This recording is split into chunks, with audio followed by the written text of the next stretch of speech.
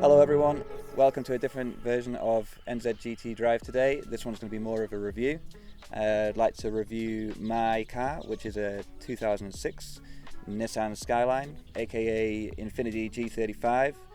My one's the 350GT, so a 3.5 litre VQ35D engine with a 6-speed manual gearbox. So I'm the first New Zealand owner. The car was imported from Japan in 2020 and I bought it later in 2020. I got the car because I needed one at the time, and what I was looking for was something with low Ks, manual preferably, rear wheel drive preferably, and also a little bit of power.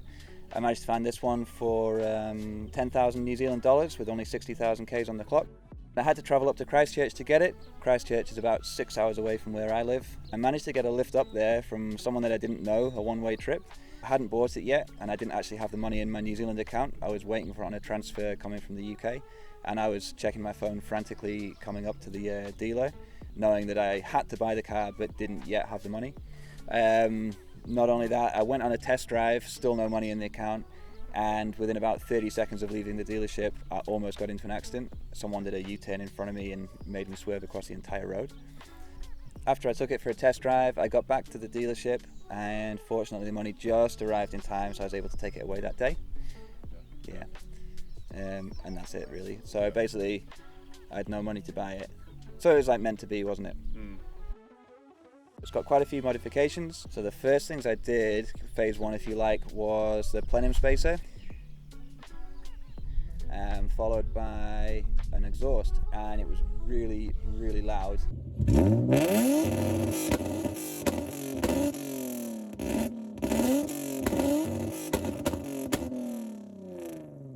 I then promised myself the next thing I'd do would be to buy some coilovers. But when I saved up for coilovers, there was a really good deal on a Link ECU, so I bought the Link ECU instead. I also bought test pipes and a different intake as well. I managed to make, with the Link ECU, an additional 54 wheel horsepower, so it went from 220 wheel horsepower to 274 wheel horsepower. Yeah, at this point, I still didn't have coilovers, so that it still looked a bit like a monster truck. And the next thing I was saving for was coilovers, but then I got interested in a turbo kit from TMR, which is a guy who makes turbo kits and other VQ things here in New Zealand. It's a Precision 6262 turbo. It's got Turbo Smart, blow-off valve and wastegates. It's got a scavenger pump up front because it's a mid-mount turbo. So the exhaust that goes with that is also custom made. It's a 3-inch stainless steel all the way through. There's no resonators, just one muffler. It's actually not too loud. It has a 255 litre per hour fuel pump with 440cc injectors, and what else does it have? Are you gonna name the prices at all? Nah. It got tuned for now 400 wheel horsepower. At this point I still don't have coilovers on, and I haven't changed any bushings or anything yet. So it's great, the turbo kit's great, the tune's great, but the car's actually really difficult and dangerous to drive. When you accelerate, the front end comes up and you don't really have any steering. So the next thing I finally did was get some coilovers. So I have Tane Flex Z coilovers, and I also have front and rear camber arms and rear traction arms as well. Then I've also changed the diff bushings, I've got subframe collars, I've got a TMR diff brace. I do have a Jim Wolf Technology clutch with Z1's mid-weight flywheel. I went with Z1's big brake kit, which is essentially a replica of Akebono's brakes that you'll find in the 370Z and the G37 Sports. I've got NK GTC 02 wheels. They are 19x9 with a 40 offset. And currently I'm running Nitto Invo tyres, which are 235/35. They're a little bit more stretched than I'd like them to be. I think when these tyres wear down, I will go for a slightly less stretched tyre, especially on the rear, because I do have quite a lot of traction issues. Cosmetically, on the outside, there's not really a lot more done to the car. I just have custom front headlights. I just took my stock ones, sent them up to Enlight Works in Auckland, and had the housings painted black and an LED halo inserted in. The interior, everything's stock, with the only exception being an addition of a power tune digital dash. I put that in after the turbo just so I could have more information on boost and temperatures and such. Is roll raced or? Oh yeah, Anything like that? yeah. So I haven't tracked the car very seriously. I can't go.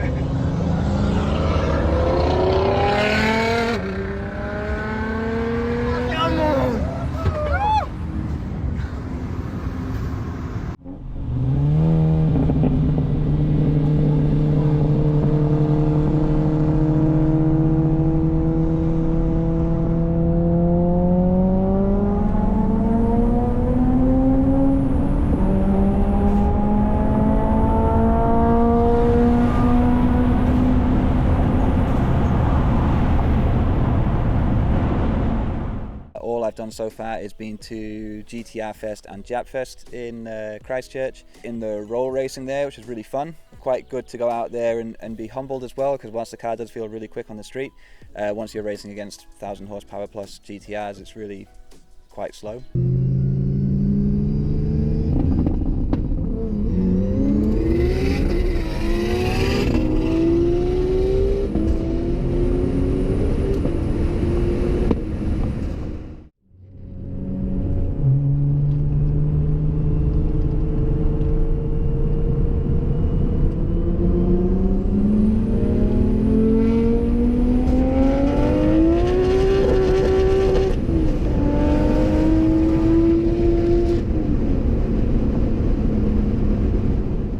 So the future plan now is to build the engine. Originally I was thinking just to do a fairly light engine build and push the power to sort of 500, 550 wheel horsepower, but since I've been buying parts, I've gone down a bit of a rabbit hole, and I'm looking to build the engine quite substantially now. So it's looking like I'm aiming for a sort of 600 wheel horsepower plus build at the moment. I'm hoping to get an 8,500 RPM redline, and to help do that I've got an ATI super damper, a high volume, high RPM oil pump, Z1's engine mount, Z1's gearbox mount, 8 RP head studs and main studs.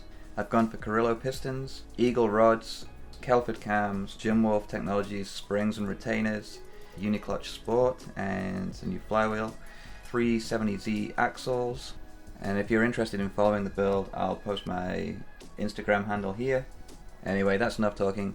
Please enjoy the following exhaust clips and POV drive.